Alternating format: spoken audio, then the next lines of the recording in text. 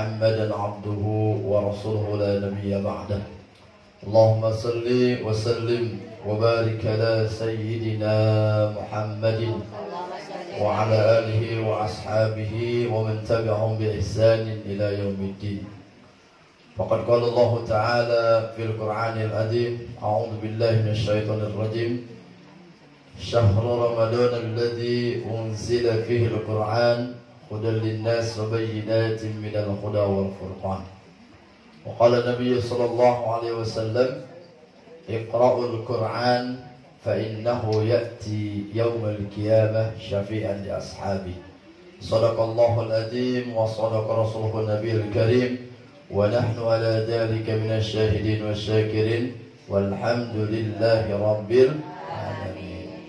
Alhamdulillah, sama kita hormati Sahibul Bait, Masya Allah Bapak Haji Ramayuli, semangat terus aja ya. Alhamdulillah. Juga keluarganya, ibu-ibu sekalian yang tidak disebut satu persatu namun tidak mengurangi rasa takjim pada ibu-ibu yang hadir di majelis ta'lim ya. Alhamdulillah. Bersyukur kita pada Allah, pada malam hari ini kita memasuki malam yang ke-23. Berarti tinggal berapa hari ke lebaran? 7 hari. Semangat. Tahu kalau sudah mau lebaran semangat. Insyaallah. 7 hari lagi. Alhamdulillah. Bersyukur kita di malam yang ke-23 ini kita masih bisa sholat isya berjamaah, sholat tarawih berjamaah, dan mudah-mudahan Allah Subhanahu wa taala menerima seluruh rangkaian amal ibadah kita pada hari ini. Amin ya rabbal alamin.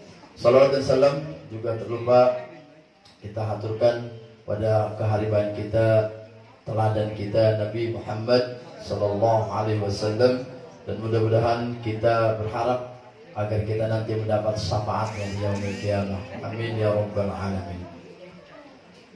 Bu, masih ngantuk? Enggak. Alhamdulillah. Kalau ngantuk sambil ngopi dulu. Kalau saya sambil minum air putih. Kopinya. Alhamdulillah. Kita akan bahas pada kesempatan tema kali ini tentang 4 unsur dalam ibadah. Ibadah apa aja Bu ya? Salat masuk ibadah? Masuk. Apalagi? Puasa. Terus? Zakat. Apalagi? Salat, pergi haji, baca Quran. Semua tadi disebut dengan ibadah. Nah, setiap ibadah yang kita lakukan pasti ada namanya, mengandung namanya 4 unsur. Ada yang pertama namanya tarikhut tasrih, yaitu sejarah. Sejarah bagaimana ibadah tadi pertama dikerjakan. Misal sholat, saya kasih contoh. Gimana sejarah awal mula sholat? Ada yang tahu? Isra Mi'raj. Berapa rakaat atau berapa waktu ketika pertama kali mendapatkan perintah sholat? Berapa? 50. Ibu bayangkan ya, 50 waktu. Sehari kita berapa jam? Sehari semalam 24 jam. Kalau 50 waktu, setiap kita 50 waktu kewajiban sholat, ibu baru salam, zikir, astagfirullah, baru mau berdiri, mau masak, Allahu Akbar, Allahu Akbar, azan lagi. Azan dengan azan duduk sholat, begitu beres zikir, azan lagi. 50 waktu. Tapi alhamdulillah berkat rahmat, berkat kasih sayang Allah terhadap umat Nabi Muhammad, dari 50 waktu jadi 5 waktu aja masih berat. Betul-betul. Si bolong-bolong bagaimana 50 waktu. Masya Allah. Ini sejarah. Maka dalam ibadah ada tarikhut tasrih, sejarah kapan mulai sebuah ibadah itu atau sholat tadi diperintahkan. Ada juga misal tadi puasa, kapan sejarah puasa dilakukan, yaitu 2 tahun Hijriah setelah Nabi Muhammad SAW. Jadi 2 tahun Hijriah baru ada perintah namanya puasa. Ini sejarah. Jadi dalam ibadah itu ada yang namanya tarikhut tasrih, sejarah. Baik sholat, puasa, haji, ada sejarahnya kapan mulai dikerjakan. Terus yang kedua ada namanya unsur yang kedua itu kaifiyatut tasrih. Kaifiyatut tasri, bagaimana sebuah ibadah itu dilakukan, caranya. Ibu kalau sholat nggak tahu caranya bagaimana, Bu? Bingung ya? Di Al-Quran kan ayatnya jelas, cuman ayatnya cuman wa aqimus shalah wa atuz zakah, atau dalam ayat lain warka'u ma'ar raki'in. Perintahnya ruku, berdiri, suruh ruku. Bagaimana caranya? Maka di dalam ibadah tadi ada kaifiyatut tasyri'. Cara ibadah dilakukan seperti apa? Maka Nabi memberikan ajaran lewat hadis-hadis yang mulia. Salat dimulai dari takbiratul ihram, baca Fatihah, atau apa lagi? Surat-surat pendek, Al-Quran, nanti ruku bacaannya begini, sujud baca begini, terus sampai salam. Ada yang membatalkan sholat, ada yang sunnah-sunnah dalam sholat, yang wajib dalam sholat. Itu namanya kaifiyatut tasyri'. Cara bagaimana ibadah dilakukan. Puasa sama, karena puasa juga termasuk ibadah di dalamnya. Maka ada kaifiyatut tasyri', bagaimana puasa dilakukan. Kalau umat dahulu, gimana cara puasanya itu? Pernah dengar cerita umat Nabi Musa? Berapa lama puasanya? Ada yang dari mana tuh? Baru ketemu, baru minum, baru makan, kan? Kita ini ada caranya. Umat Rasulullah SAW dikasih tahu caranya. Oh, dari mulai kapan? Dari kapan? Mulai subuh terbit fajar sampai terbenamnya matahari. Nah, itu aturannya, kaifiyat. Cara bagaimana puasa dilakukan dari terbit fajar sampai terbenam matahari. Itu namanya kaifiyat. Kaifiyatut tasyri'. Yang ketiga, ada unsur ketiga, ada namanya maqasidus syariah. Ada tujuan. Kalau nggak ada tujuan, ibu kesini tujuan mau ngapain? Tarawih. Selain tarawih mau ngapain lagi? Pengajian. Ada tujuan mau ngapain? Maka dalam ibadah ada maqasidus syariah. Ada tujuan mau ngapain sih kita ibadah? Ada yang tahu tujuan ibadah?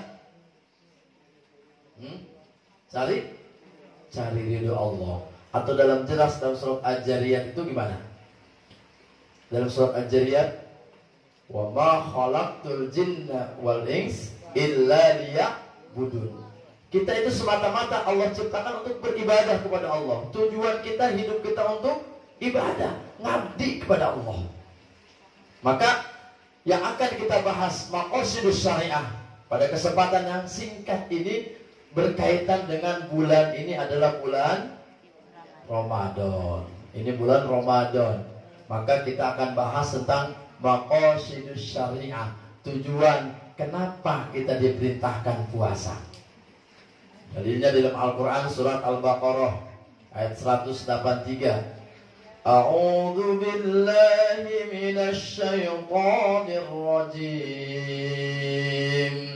Bismillahirrahmanirrahim. Ya ayyuhalladzina amanu kutiba alaikumus siyam kama kutiba alal ladzina min qablikum la'allakum tattaqun. Wahai orang-orang yang beriman, kata Allah, aku perintahkan kalian, diwajibkan kepada kalian untuk berpuasa sebagaimana orang-orang dahulu juga. Umat Nabi Musa, umat Nabi Daud, Nabi siapa lagi? Nabi-nabi dahulu terdahulu ada umatnya untuk berpuasa. Maka tujuan puasa maqasidus syariah yang pertama, ingat, tujuan kita diperintahkan puasa kata Allah yang pertama adalah untuk membentuk diri kita agar memiliki ketakwaan secara personal. Jadi takwa apa? Puasa diperintahkan kepada kita agar memiliki ketakwaan secara personal, bukan rame-rame. Kenapa harus personal? Kalau sholat kan rame-rame kelihatan, benar ya? Haji rame-rame kelihatan. Apalagi yang kelihatan ibadah rame-rame?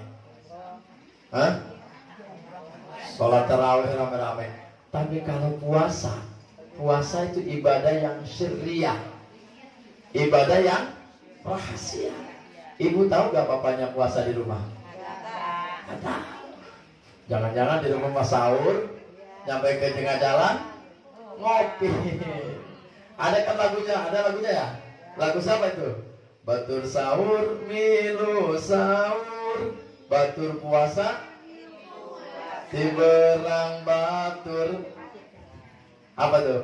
Lagu Dul Sumbang ya? Tip maneh na jajan samangka. Jadi begitu, artinya puasa itu syariah. Hanya kita dengan Allah yang tahu. Karena itu puasa tujuannya agar terbentuk pribadi kita memiliki ketakwaan secara personal, secara pribadi. Maka dimanapun kita, jadi ibu rumah tangga bertakwa secara pribadi. Kita mau jadi pedagang, berdagang takwa secara personal. Kalau takwa rame-rame kan susah dilihat kalau dagang, benar gak? Ini ada timbangan, orang lain ada yang tahu nggak? Kita mau nyurahin timbangan, ada yang tahu? Nggak ada yang tahu. Karena disitulah Allah membentuk kita, mendidik kita di Ramadan supaya kita puasa agar terlatih membiasakan diri memiliki ketakwaan secara personal. Nggak harus dilihat orang lain. Ada orang, tidak ada orang, takwa ada di sini. Benar atau betul? Kalau dalam hadis Nabi, kata Nabi, ittaqillaha haitsuma kunta. Bertakwalah kalian dimanapun. Mau ada bapaknya, nggak ada bapaknya di rumah, takwa tetap dijalankan. Itulah takwa secara personal. Jadi masing-masing. Yang kedua, tujuan daripada maqasidus syariah, kita diperintahkan puasa agar kita memiliki ketakwaan secara sosial. Paham? Takwa secara sosial. Kalau takwa secara sosial kan agak susah. Sholat masolat, ibadah haji, tapi kiri kanan tetangga ada yang kelaparan dibiarin. Paham nggak? Nah, disinilah puasa Allah latih kita agar kita tadi haus, lapar, apalagi capek, akan merasakan bagaimana ketika diuji Allah dalam keadaan kita susah, dalam keadaan lapar, akan paham di sana. Oh, ternyata tetangga saya juga ada yang suka kelaparan. Disinilah peranannya Allah melatih kita puasa supaya kita merasakan orang lain pun ada yang kelaparan kiri kanan kita. Maka puasa tadi Allah membentuk kita, tujuannya agar kita memiliki ketakwaan secara sosial. Secara sosial. Supaya apa? Tumbuh dalam jiwa kita, dibentuk. Maka orang bertakwa tidak mudah menjadi orang bertakwa. Dalam bahasa, kalau dalam bahasa lughah itu la'allakum tattaqun, itu bahasanya adalah la'alla, ada proses. Jadi nggak langsung jadi, Pak Haji. Jadi orang bertakwa nggak langsung jadi rajin, enggak. Tapi digembleng, dididik kayak majelis taklim ini. Ibu-ibu dulunya langsung jadi begini enggak? Alhamdulillah. Digembleng dari bawah, dari 1, 2, 3 dilatih, diajarkan oleh kiai-kiai, guru-guru kita, makin paham, baru terbentuklah sebuah komunitas yang paham tentang keilmuan. Terjadilah dia akhirnya menjadi orang-orang yang benar, orang yang rajin, orang bertakwa. Nah, inilah takwa itu ada proses. Maka puasa tadi kita agar menjadi orang bertakwa diproses oleh Allah dari pagi sampai siang hari, sampai sore hari, selama 1 bulan penuh untuk merasakan bagaimana ketika ada saudara-saudara kita yang kelaparan. Kita paham nggak? Kalau orang Betawi bilang ngeh, tahu ngeh? Ngeh tahu kan? Nggak usah.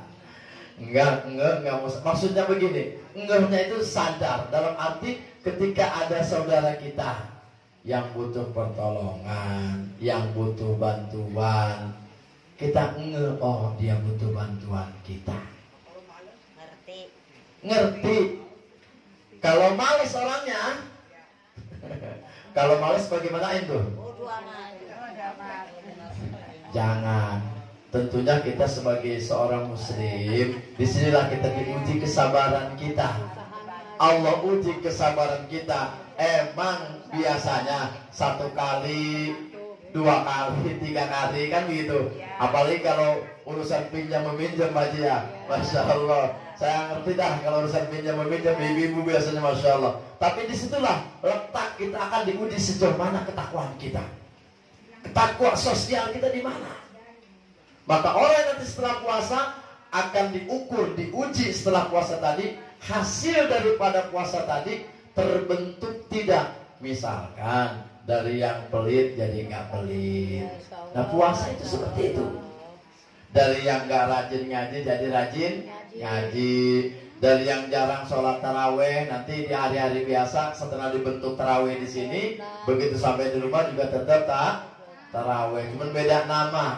Kalau sekarang taraweh, kalau nanti tahajud atau qiyamul lail. Kalau sekarang disebut dengan taraweh.